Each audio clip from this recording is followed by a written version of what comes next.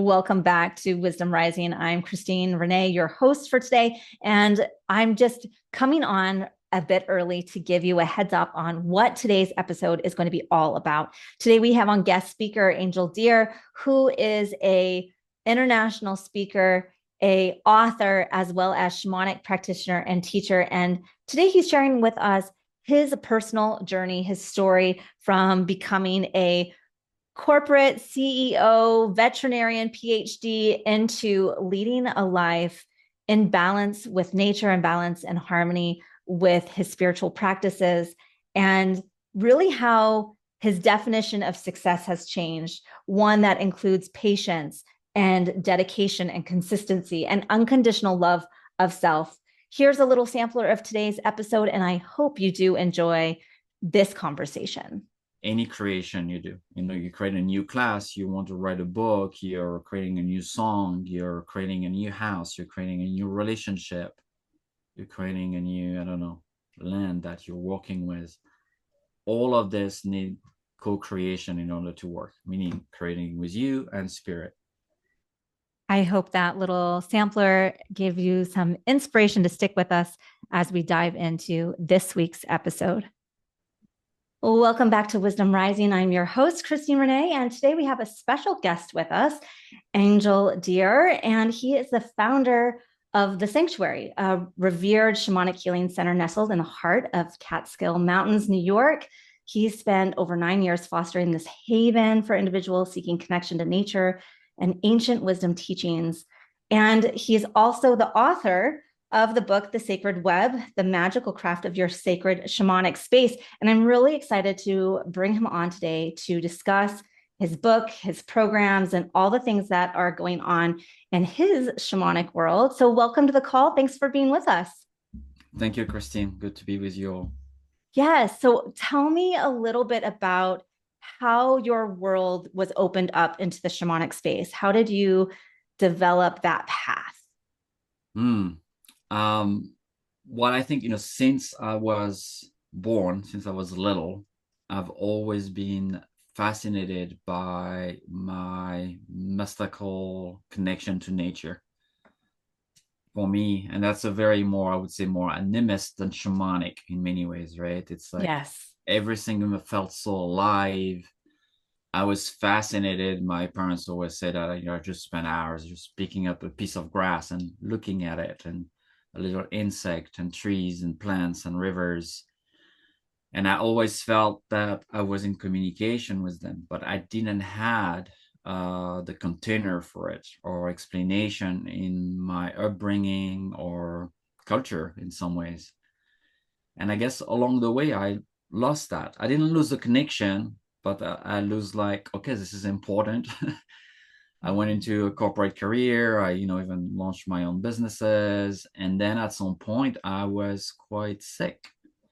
I was trapped into this success wheel, and chasing some kind of recognition and money and many other things.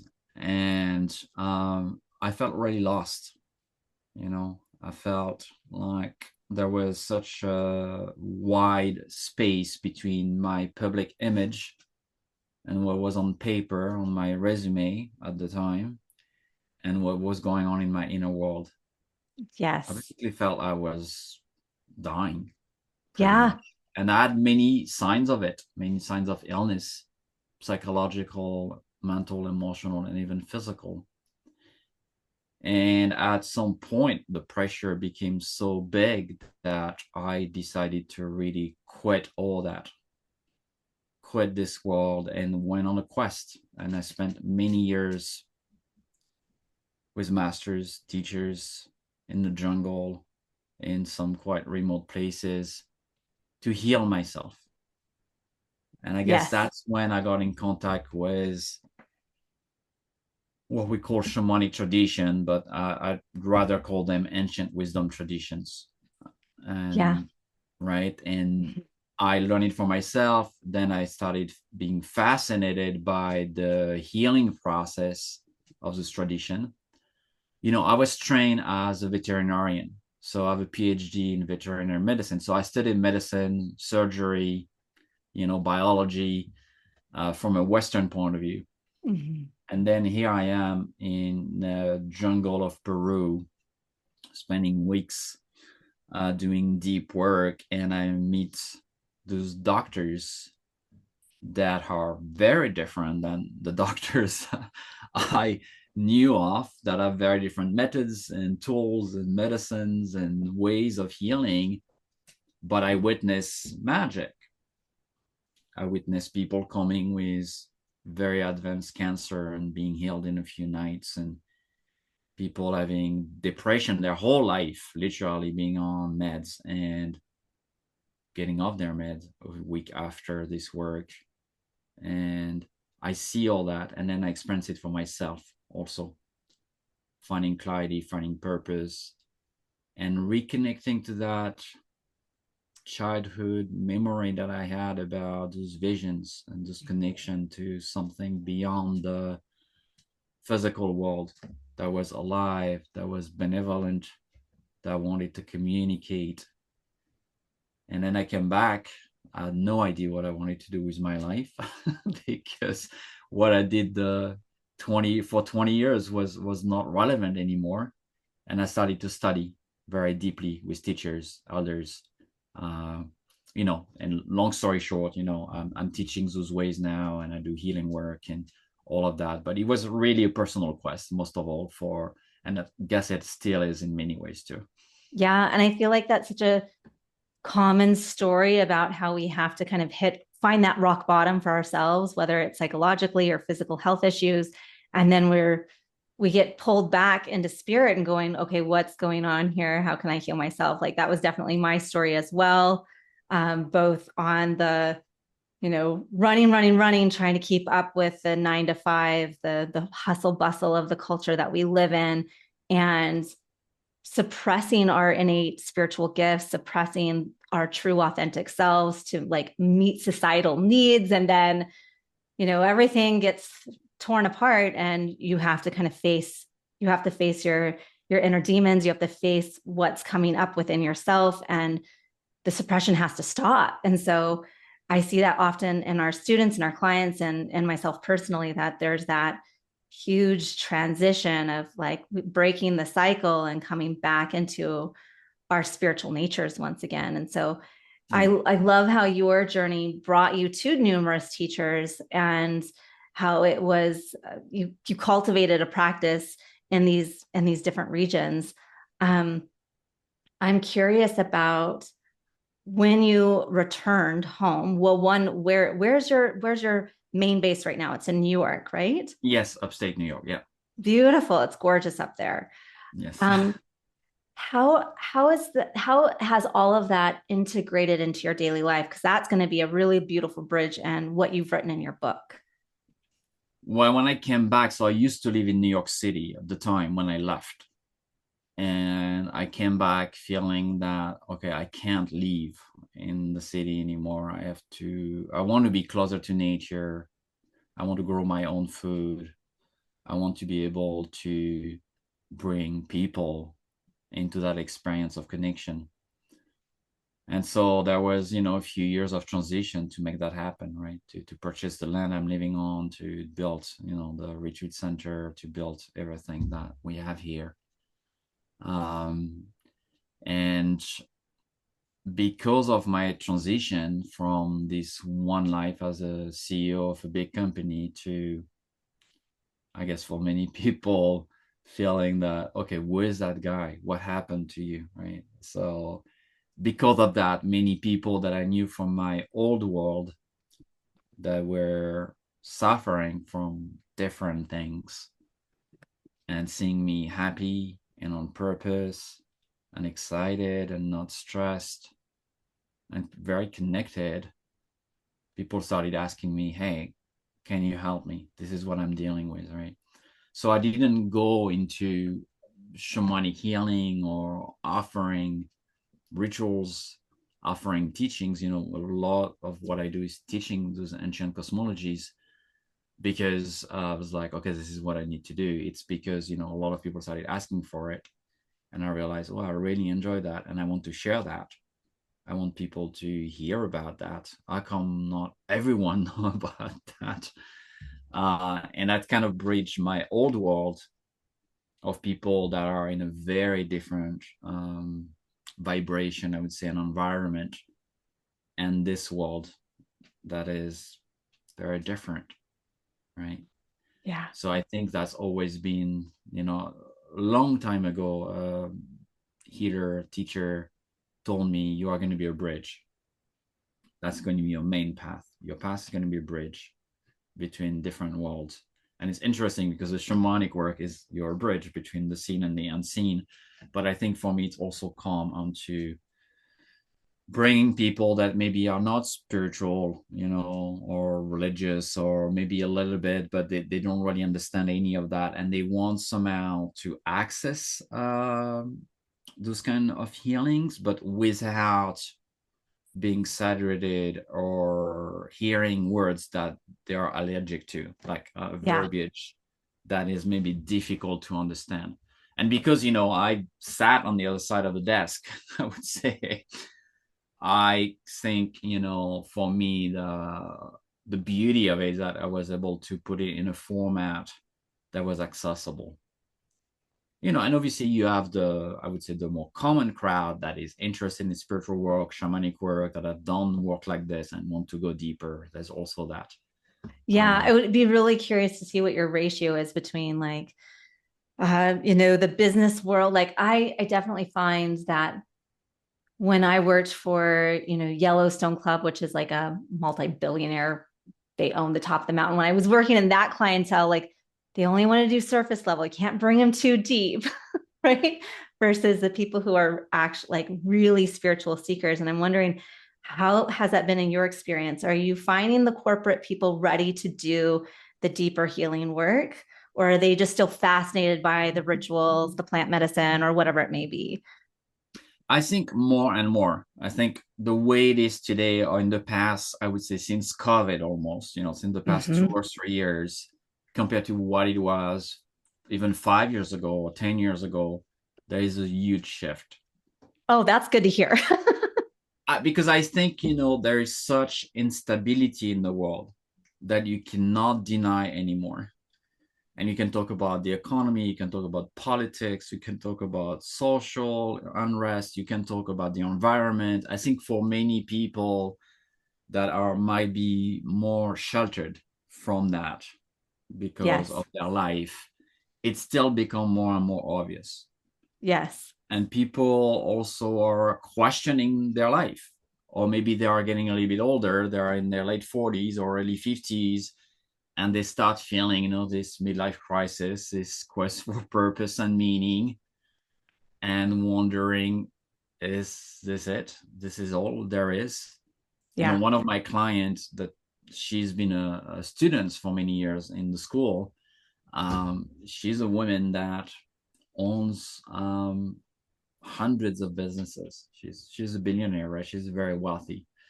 And she came to this work, because she wanted the meaning that she didn't get from her wealth and her business running and all of that. And also realizing that the way she was creating illnesses with her kids and problem with her communication with her kids. And some of her kids starting to have a lot of problems. And she was like, well, she wasn't, seeing a psychotherapist and doing anything like that, but she was like, I think I need something else. Yes. I need more in order to somehow heal those relationships. And that's how she came into it. And I think that's very common. I think most people, like you mentioned, they might wait that something really big happen to make that change, right? So there's a big life crisis, there's a divorce, there's a losing your job, there is something like that, and you're going to be pushed into it. You're going to Yes. have to search, right? Very often I have people, it's because of that. It's because they are in a deep crisis and they've tried everything else. It's not working, and they are looking for an alternative, right? Yeah. Yeah. So, spirit, one of my elder teachers, she always say, well, either you're going to jump into the raging river, and the raging river is your purpose, it's your path, is what's calling you, or spirit is going to come and hit you with a 2x4 on the back of your head and throw you into it. Yes. Yeah. I So, had that experience. yeah, that Right. experience, right? Most people, I had that experience. I was hit by a huge 2x4, right? And so she's like, it's probably better if you just jump. If you Yes. just do it yourself, then you wait. But very often, that's very common. Something is going to come and push you, right? Yeah. I think Michael Mead said that, because there was a traditional rite of passage in traditional societies or initiation that was, planned for you as you become a teenager, an adult, maybe a mother or a father, an elder, that the rite of passage and initiation, in fact, they are weaved into the fabric of nature. They are weaved into our development. And in a society that doesn't have initiation, that does not have rituals and rite of passage, the rite of passage is going to happen through you. It's going to happen to you, right? Yes. You're not going to have elders around you. You're not to have any idea what's going on. You're not even going to have a name for it. You're going to call it maybe, I don't know, a mental collapse or a depression, but that's really what's happening. It's the soul that's trying to evolve. Yes. So, hopefully the more we get this work out there and the more people know about it, we can avoid waiting for the 2x4 and Yes. find the tool to work that, before it happens. Yeah. I feel like that's so much of what so many healers and light workers are trying to do right now. Like, it's like, let's get ahead of it before you have to get that 2 board for pushing you into the river. And I'm curious about how your definition of success has changed and how, if that is helping some of those corporate business people start to look at life a little differently. Yeah, I think, when we talk about success, people, or this person is successful, we're talking about external aspect of its life: money, car, wealth, jobs, fame, whatever, doesn't matter. We never really talk about, do they sleep really well? Are they stressed? Are they balanced? Are they emotionally connected to themselves? Are they aligned with their sacred purpose, right? So there's like two success. There's an internal success, I would say, and an external success. In our Western world, we believe that if we achieve the external success, the byproduct is internal success. And unfortunately, that's not Every the way it works. right, and that seems very logical to me. By the way, 20 years ago, you know, and then we get a better job and we get more money, and we just don't understand why this inner world is not really changing that much. From a traditional perspective, and I'm talking every tradition on the planet, every mystical tradition, Christian mystics, Sufism, Hebrew, I mean, Buddhist, you can, and the shamanic and native people around the world, they say, no, no, no. In order to have success, you need to have internal success, internal health, internal wholeness, internal connection, internal groundedness, many, many aspects. And that, as a byproduct, will create a life out there that is abundant and successful. Yes. Right? It's a completely reverse process, right? So that's really interesting when you think of it, because yeah, I think people kind of feel that because they're going to try to say, okay, let's do a bit of meditation, let's do yoga, or what most people do is say, let's just go on holidays to feel better internally, right? But there's not really a true internal change of who we are in our belief system. So people kind of bounce back between this very stressed life and some pain medicine. Yeah. Right? And everybody has their pain medicine, whatever it is, to numb the pain, and then return and don't understand why within a few weeks or a few months they are back to where they were. They don't Yes. experience true change. Right? Well, And and I I thought think, that was the big discovery, is like, oh no, the external success is not the problem. I'm not saying people don't make money, don't have cars, don't have big houses. This is not the problem. But first, you need to attend to that. Because if you don't do that, you're going to suffer. And both can live together. I'm not saying, it means renunciation, it means becoming a monk or living in a cave. It has nothing to do with that, right? right. And often people think that also of those old ways and ancient ways. Say, oh, I don't want to go back, live that way. It looks like, people living in a jungle or in a teepee. That's not about that. It's about a connection to your heart, a connection to your soul, an inner state that is very balanced. And then, yes, whatever you do in that life out there is aligned with that. Yes. And that can be very successful. That can be very big. That's no problem with that. Well, and in your book, you really are showing how you can develop and cultivate an external environment to help you reflect your internal environment.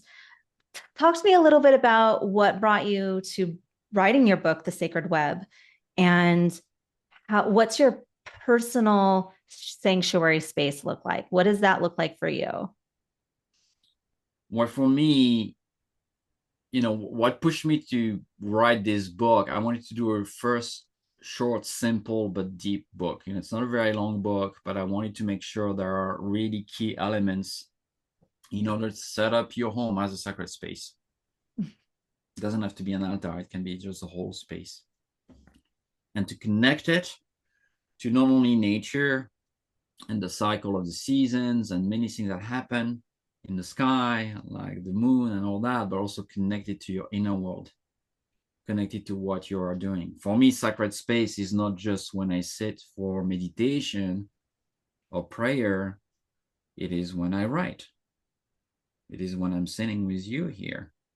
It is when I connect to my young daughter, when she wakes up, right? So that's the environment in which I'm living.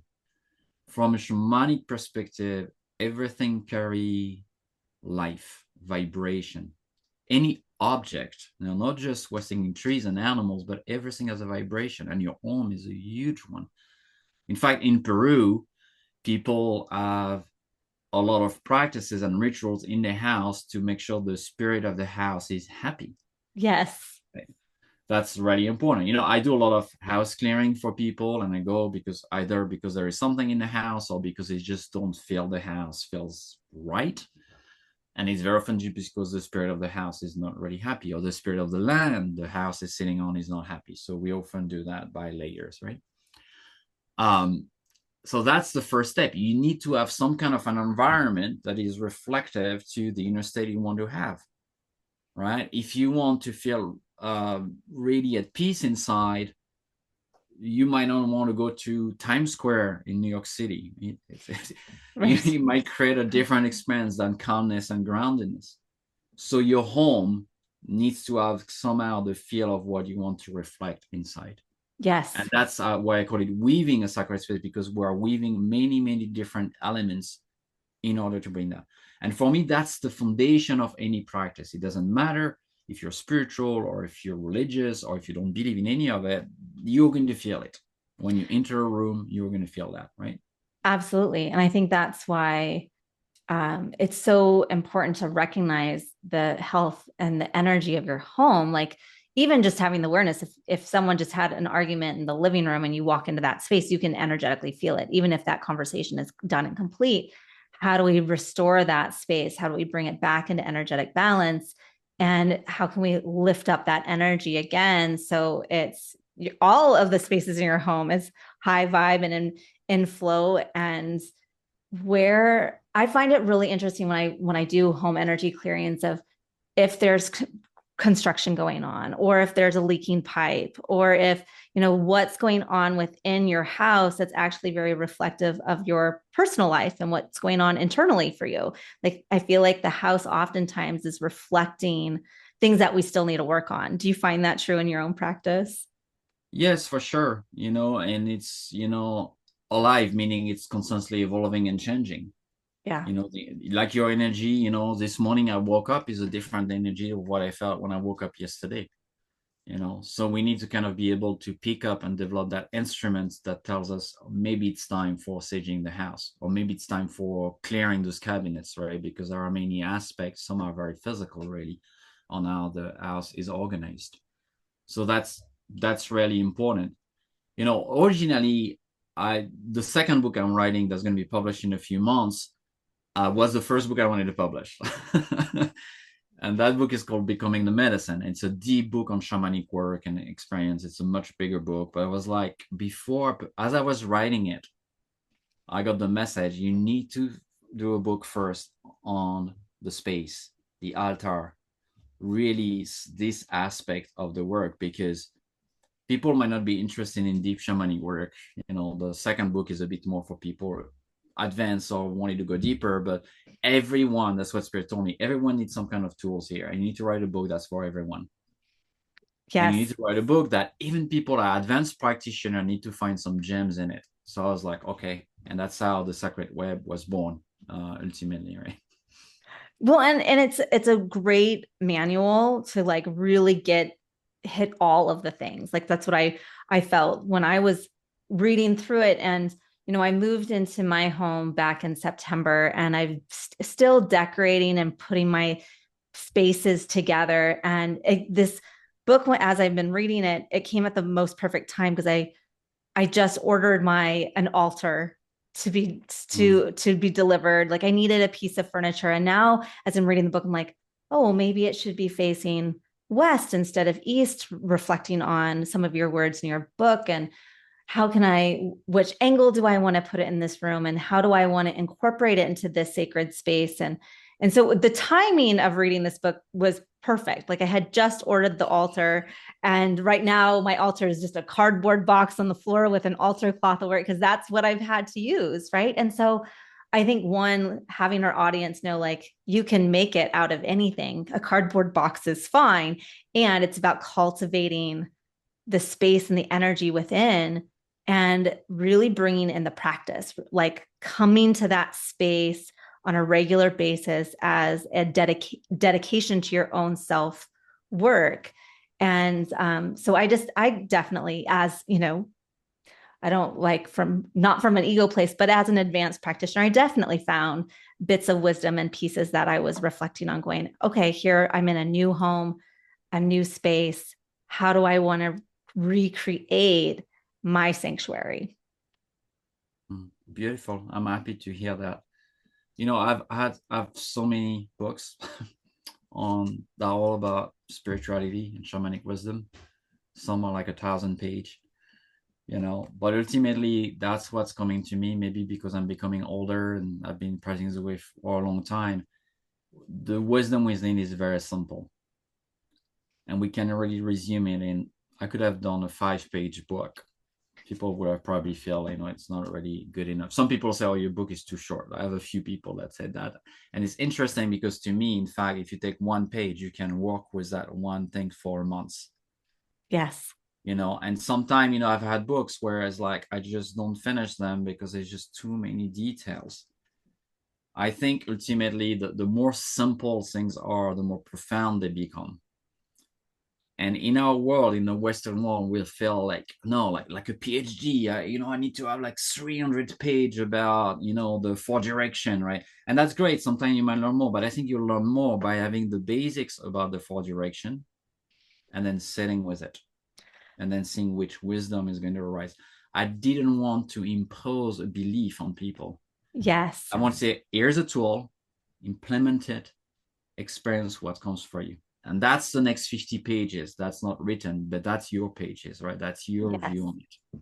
Well, and I love that because one of the things I did notice is that you weren't projecting a certain culture or a certain belief anywhere in its pages. And I really respect that you can go, okay, what does the spirit of the East have to say to me? And how do I discover that? Not from pages in a book, but from your own personal practice and meditation and shamanic journeying, or whatever that looks like for the individual, to be welcoming in the spirits of the East. And how does it want to be represented on my altar?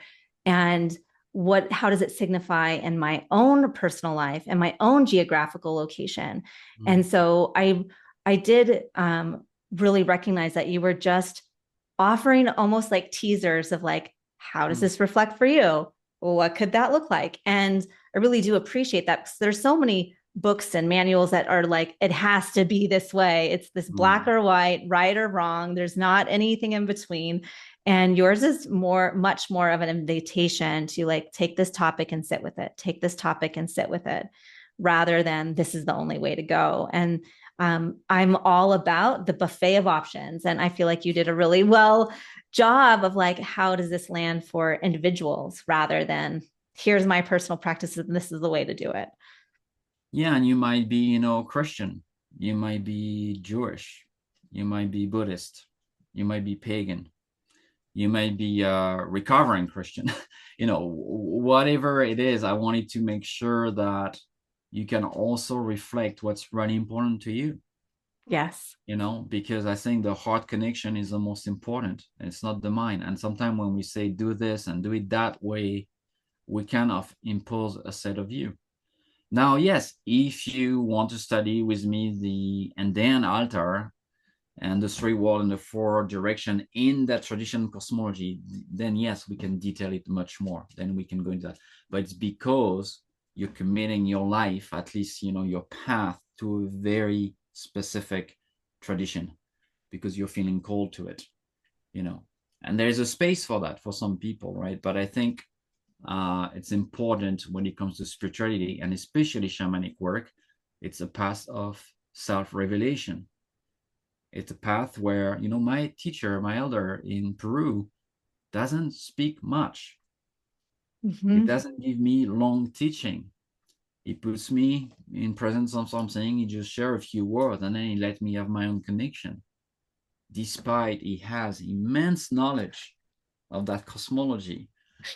And I respect that a lot because that allowed me to walk at my pace, to not feel like, oh my God, I need to learn all that in order to have a connection or to experience what he's talking about, and to make this really alive in me. That's the most important. This is not, you know, the shamanic path is not a sacred book somewhere that tells you do this and that. It's such an individual path. And at the same time, it's universal. We all have this capacity. And I think that's the beauty of it.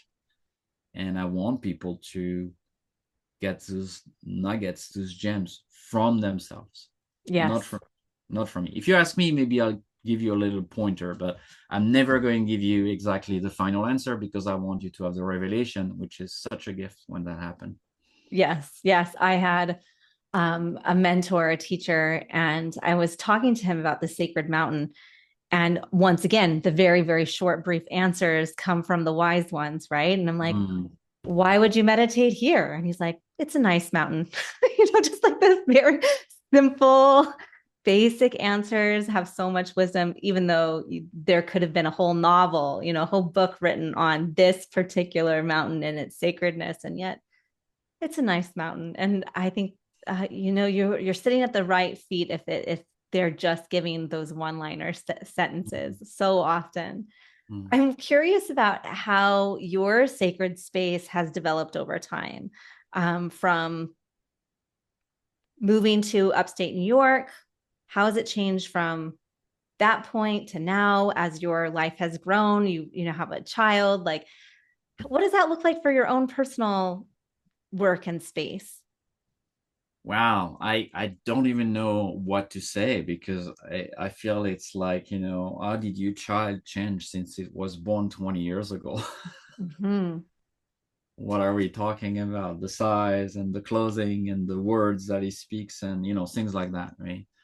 Uh, for me, there is two aspects that are really important. First, there is the aspect of consistency on the altar, which I think is really important. You can't just mix it up every day, completely different. And there are specific reasons for that, for spirits, in order to be able to know who is there, what are you praying for, and you need consistency in your prayer. You need consistency in the way you turn towards that world, so that world turns towards you and recognize you. So that's the one thing that's really important. But that said, it needs to evolve constantly. It needs to have, you know, I can't remember who said that. Say you need to learn all the rules first and apply them so you can know which rules you can break. So Yes. you need to practice that for a long time. And at some point, you're going to start to know in this ritual, ceremony, altar, what is the thing that can be shifted a little bit because it's a full moon, because maybe I lost someone recently, or because there's a new baby in the house. What are the things that require that maybe the prayer shift or include something, sometimes temporarily, sometimes, moving forward. So when I look at my space today, it's very different than it was many years ago, but also it's quite different than when it was a year ago. Once a year, when it comes to the winter solstice, so at the end of the year, middle of the winter, when we're in the depth of the darkness and the depths of the roots, it's the time when I change my altar. For me, it's like the new cycle of the sun. The sun is getting reborn on December 21st. And that's the moment where, okay, a new baby needs to be born. I'm in a new cycle for my life. Nature is in a new cycle. So what does that mean for my altar? Right? So I will, usually change it the most at that time of the year. There are still a lot of things that are going to be the same, but there is definitely a new configuration. But that require for me, I sit for usually over a month before I change that. I pray every day. I know it's coming. I'm starting asking spirit, and I wait to have direction. I don't change it because I need to change it. I change it because I'm receiving instruction that maybe a different bone needs to be there, a different feather needs to be there, a different plant needs to come. The shapes might change. What is it that my new prayer for this new year that is starting, that is coming up in spring, is going to need on the altar? And spirit knows what you need. So I'm going to bring those new elements. And very often, I was thinking about it. In fact, a few days ago, as I was looking at my altar, about something I didn't realize that I changed in December last year. But now I just understood, and we're mid-August, what this element that I put on my altar has shifted into my prayer and why it was necessary for this year to be on there. So sometimes we do the change just because we have guidance. It doesn't mean we understand why fully yet. Right? Yes. Yeah. That's really important, right? Absolutely. And I love that invitation to not rush it. Like, I think some people can approach an altar space as a to-do task rather than a collaboration with spirit, and taking your time to really feel into the elements that need to show up, and what's the intention of the altar, what's the intention of the prayer, what's the intention of your current life path. And so I love that there's that. It can take a month, it can take a season before you are ready to change your altar. And that's a beautiful invitation. Like, that's a takeaway I hope our listeners have, that it doesn't have to just be a quick thing. And it should never be a quick fix for anything, any creation you do. You create a new class, you want to write a book, you're creating a new song, you're creating a new house, you're creating a new relationship, you're creating a new, I don't know, land that you're working with. All of this need co-creation in order to work, meaning creating with you and spirit. That means deepen the relationship. That means communication between those two aspects of the world and the self. And that takes time. You want to make sure that the vision is clear, and the vision is not informed by just your impulse or belief, or fears at worst, and it's really coming from somewhere else. And in order to hear the somewhere else, the unknown, the unseen, it requires to slow down a lot. It requires silence. It requires patience. That's the characteristic. That's what we do it in the winter, because that's where those energies are very silent. We're in the roots. We're going down. There are many reasons we're doing that in the winter, but that's one of them. And then when the vision is clear, then you do it, right? Yes. And that's usually much more powerful. When I take, there's this idea of a new offering I want to do. And I think I've had this idea for probably almost a year now. I think it came during the winter, maybe 9 months, right? I'm probably at the end of pregnancy. Hopefully he's going to be born soon. But I almost did it a few times and started doing it. And I was like, no, I need to sit more. And I could not know why. And every week or every month, I'm getting a little snippet. Hey, you need to do it. It's time, right? But I've been letting it mature. And I know that when the offering is going to come to birth, when it's going to come into the world and manifested, it's going to be so infused by my dreams, my prayer, my altars, my land, all my intentions, because I've taken the time for that to happen. Any offering that I do just because I have an idea and I start creating it, they don't work. Yeah. They don't work because there's no reflection. There's no connection to the ground. There's no roots to it, right? Yes. So it's really beyond the altar. I think of yourself as creation, as a creation. How many years it took you to be who you are today, and how many years will it take to be the next version of yourself? Maybe 10 more, right? We all know we keep evolving. It's very important, especially in a world that is going way too fast for everything and is too loud, to slow down and be more silent. I love that. And I think it reminds me, it brings back this notion of when we plant a seed, we don't get the harvest the next day. Yeah. Right. We need to take the time to allow it to evolve, allow it to come to fruition in its own time, in its own way. And what a beautiful invitation. I think so often, whether you're a spiritual seeker, whether, or not, we all need to just take more time to slow down and have that contemplative practice. And what does it look like? Like, so much of my audience are either busy moms or they're, business people with the 9 to 5, and they're trying to figure out how to integrate these pieces into their life. And it's just, where can you take 10 minutes? Like, can we take a baby step to just hit the pause button? And when you start cultivating that 10 minutes, it can start really blossoming into, how can I make folding the laundry or doing the dishes or burping the baby into a spiritual practice? Like, how can we let it evolve naturally and organically into all of the spaces in our life? And how is that going to reflect internally if I approach this in peace and with spirit? Yeah. Don't go plant the seed and scream at the land next day because it's not coming out. Right, exactly. That's what we do with ourselves, bro. We get impatient. We're screaming at our own body, our own land, our own waters, our own emotion. We don't trust that something is unfolding, and that's because we don't have the connection to it. We don't truly understand how it works and that connection. But if we deepen the connection, there is a longer exhale. Yes. That's possible. And I believe there is more abundance and more things that are being born when we are in that state. It's really true. Yeah.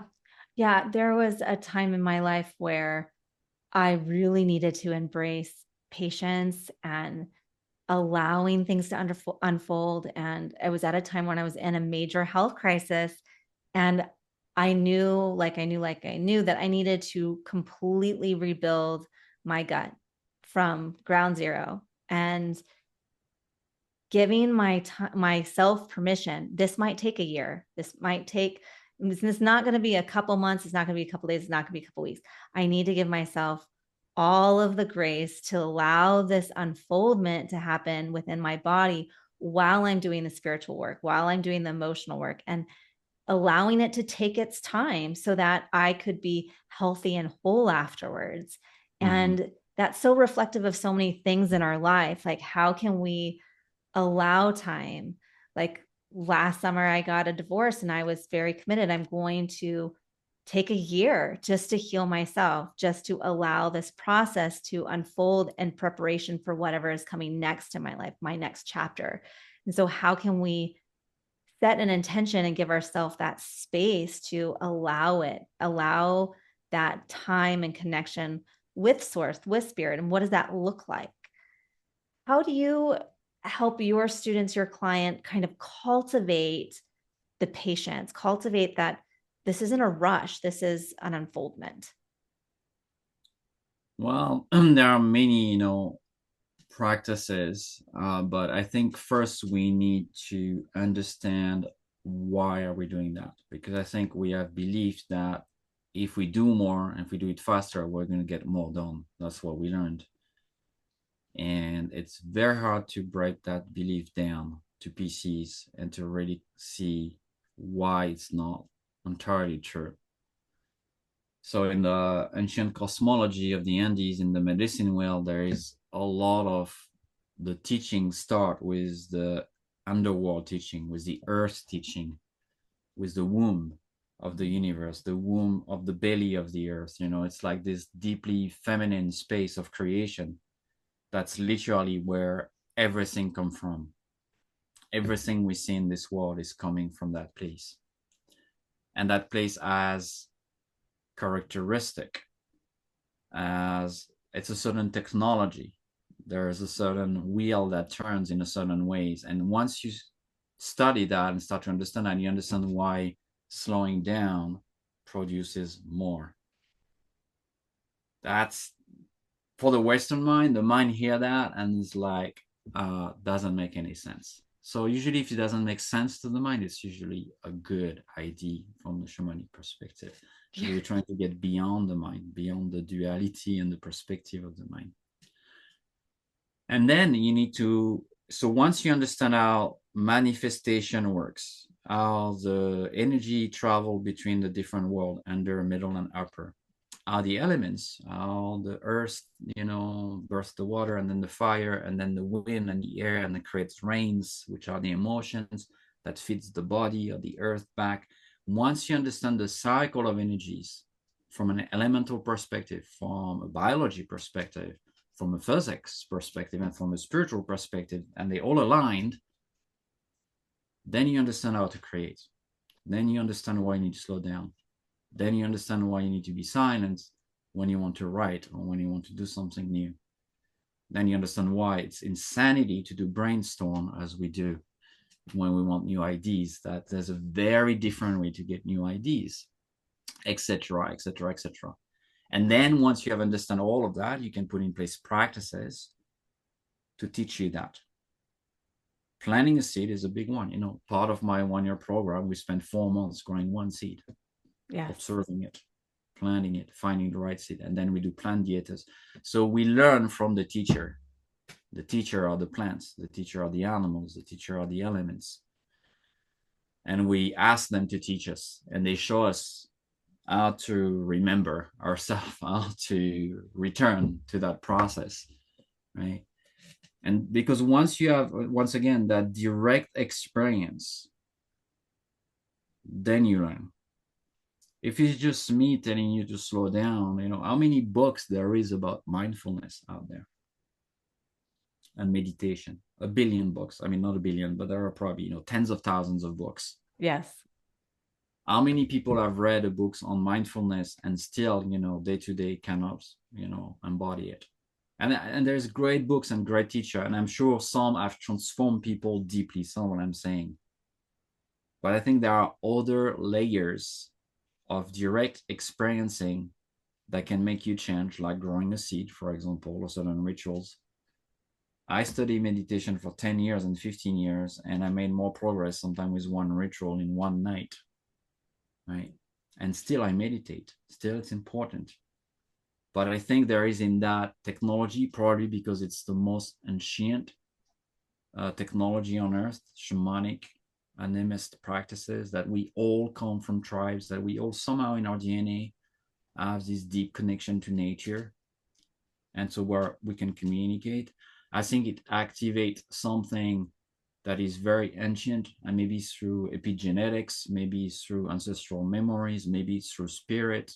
There are many layers to it, that I think something gets activated that truly changes us from the core of our beings. And then people are like, well, yeah, well, instead of doing this brainstorm or this crazy writing about this new project, I did what you said. I sat in silence until I heard the direction. And what I heard is so different from anything I've thought about before when it comes to that topic. I think this is it. That's the unseen that's speaking. That's the mother speaking. That's the womb speaking. That's before the universe was born speaking. That's the science that's teaching you.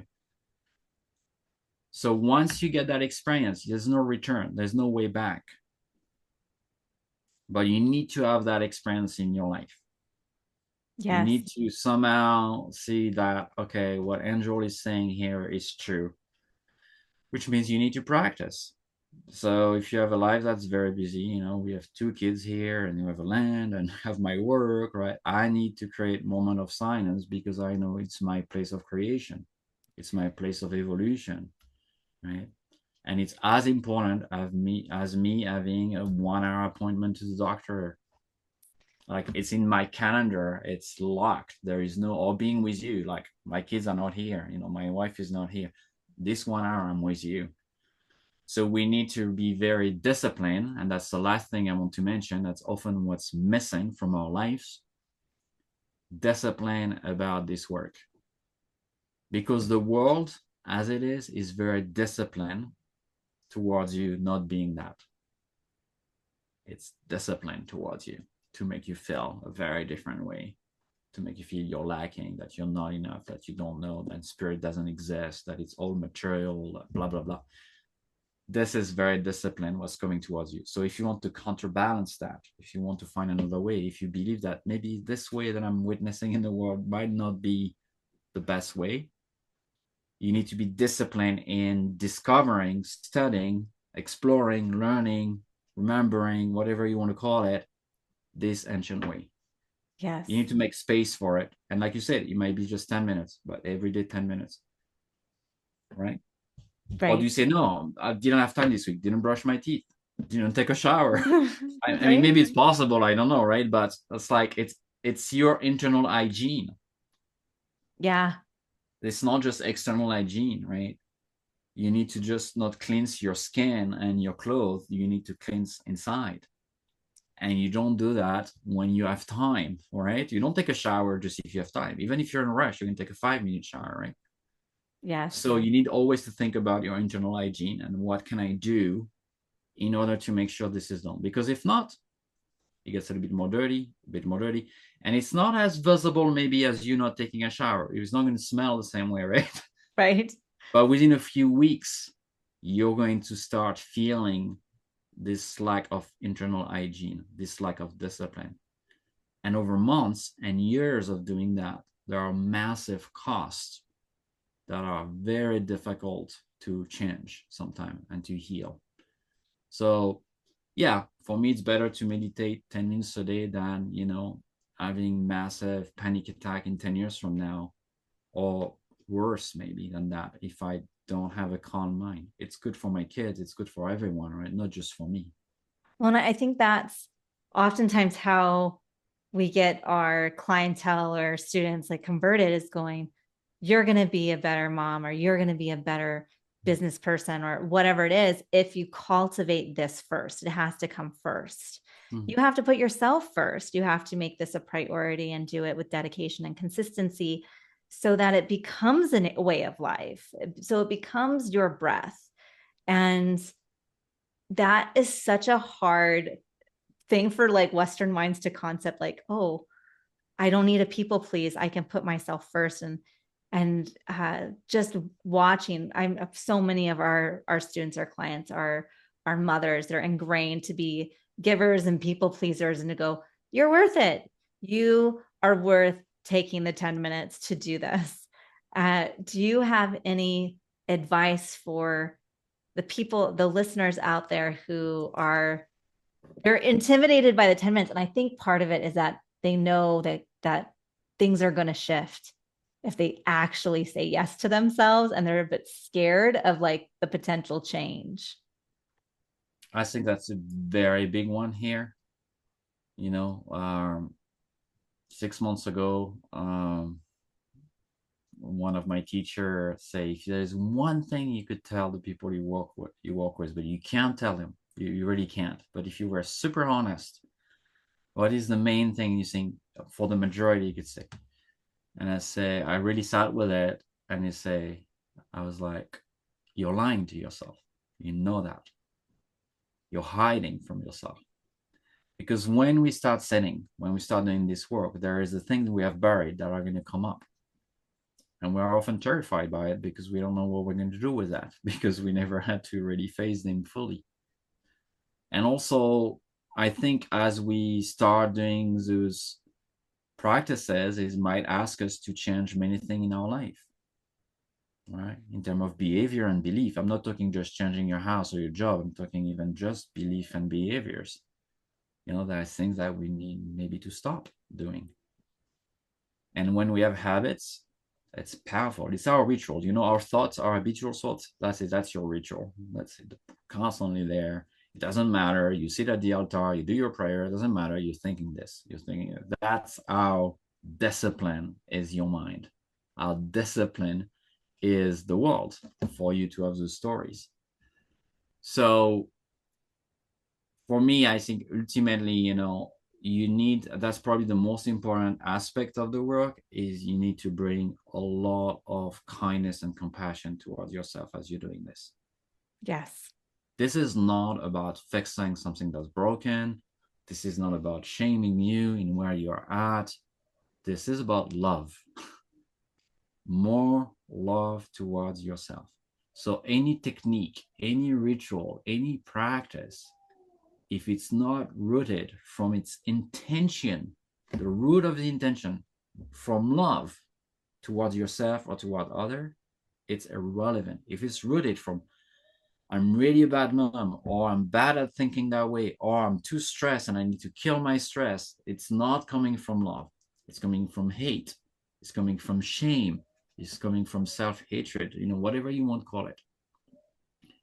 So ultimately, that's why I think the techniques are really important, but the intention, why you're doing it and how you're doing it, is way more important. I don't care if you pray for 1 hour. I'd rather that you send 3 loving breaths into your body for 1 minute or 2 minutes. Yes. That will have more effects on your physiology, your biology, your mind, your spirit, and your emotion than anything else. It's proven. Once we shift the mind, the body relaxed. When it's loving, it opens. And it has a cascade of hormones and things like that. So beyond just the spiritual aspect, 3 loving breaths in the morning or 3 loving breaths at the end of the day, because we had a terrible day and the kids were really difficult that day and we're exhausted and we felt, we didn't have time to take a shower and, the house is a mess. 3 loving breaths. That's it.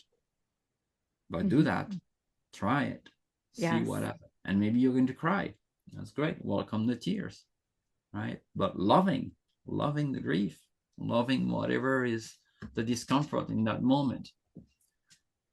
For me, once you start doing that for yourself, first, it doesn't just change yourself, it changes the way you accept other people when they are not showing up perfect.